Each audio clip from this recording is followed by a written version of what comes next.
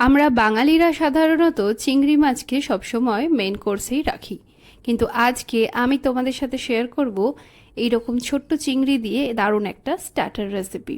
তাহলে চলো ভিডিওটা স্কিপ না করে শুরু থেকে শেষ পর্যন্ত দেখে নেওয়া যাক। প্রথমেই একটা মিক্সিং বোলের মধ্যে নিয়ে নিলাম বেশ কয়েকটা চিংড়ি মাছ। আমি ঠিক এরকম মিডিয়াম সাইজের চিংড়িগুলো নিয়েছি, আর ওপরে যে কালো অংশটা থাকে সেটাকে কিন্তু ভালোভাবে পরিষ্কার করে নিয়েছি। এইবার অর্ধেক লেবুর রস মিশিয়ে এটাকে ভালো করে মাখিয়ে নিচ্ছি। তারপর 10 মিনিট এটা সাইডে রেখে দিয়ে নিয়ে নিলাম একটা রসুন।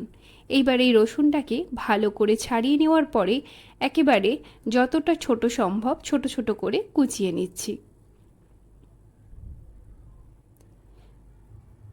ফ্রাইং প্যানের মধ্যে দিয়ে দিলাম 3টে শুকনো লঙ্কা।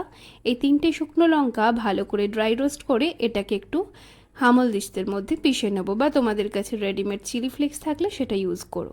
তারপর ফ্রাইং প্যানে সাদা তেল আর বাটার মিশিয়ে বাটার গলে যাওয়ার পর দিয়ে দিলাম কুচিয়ে রাখা রসুন।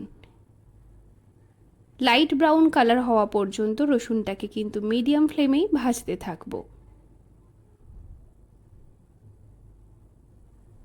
এইবার দিয়ে দিচ্ছি তৈরি করে রাখা চিলি ফ্লেক্স। তারপর আরও 2 থেকে 3 মিনিট এগুলোকে ভালো করে মিশিয়ে নেওয়ার পরে দিয়ে দিচ্ছি লেবু মাখিয়ে রাখা চিংড়ি মাছ। এইবার গ্যাসের ফ্লেমটাকে একটু বাড়িয়ে দিয়ে চিংড়ি মাছগুলো ভালোভাবে এইভাবেই কিন্তু ভাজতে হবে। দিয়ে দিচ্ছি স্বাদ মতো নুন।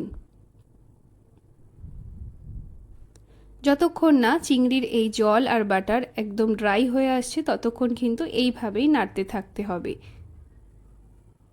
আর একটু স্বাদ বাড়ানোর জন্য দিয়ে দিলাম অরিগ্যানো। তোমরা এটা চাইলে দিতে পারো, নাও দিতে পারো। আর দিয়ে দিতে হবে কুচিয়ে রাখা ধনে পাতা। ধনে পাতাটা কিন্তু এখানে অবশ্যই লাগবে, তাই এটা কিন্তু একদমই স্কিপ করা চলবে না।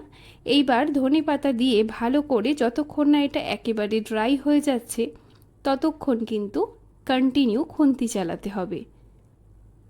যারা এখনও হোম কুক উইথ পুপু ইউটিউব চ্যানেলটা সাবস্ক্রাইব করনি তাদের কাছে রিকোয়েস্ট থাকলো চ্যানেলটা সাবস্ক্রাইব করে বেল আইকনটা প্রেস করে দিও, তাহলে চ্যানেলে আসা সমস্ত ভিডিও নোটিফিকেশান সবার আগে তোমরা পেয়ে যাবে। এছাড়াও আমার ফেসবুক অ্যাকাউন্ট অয়ন্তিকা লিম্পা দেশমুখে তোমরা জয়েন করতে পারো, সেখানেও তোমরা অনেক রকমের ভিডিও পেয়ে যাবে। তো এখানে দেখতেই পাচ্ছ এটা আস্তে আস্তে একেবারেই ড্রাই হয়ে গেছে।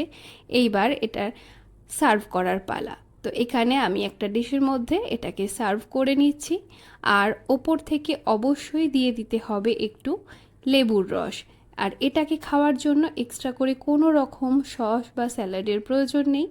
এটা কিন্তু একটা দারুণ স্টার্টারের অপশন।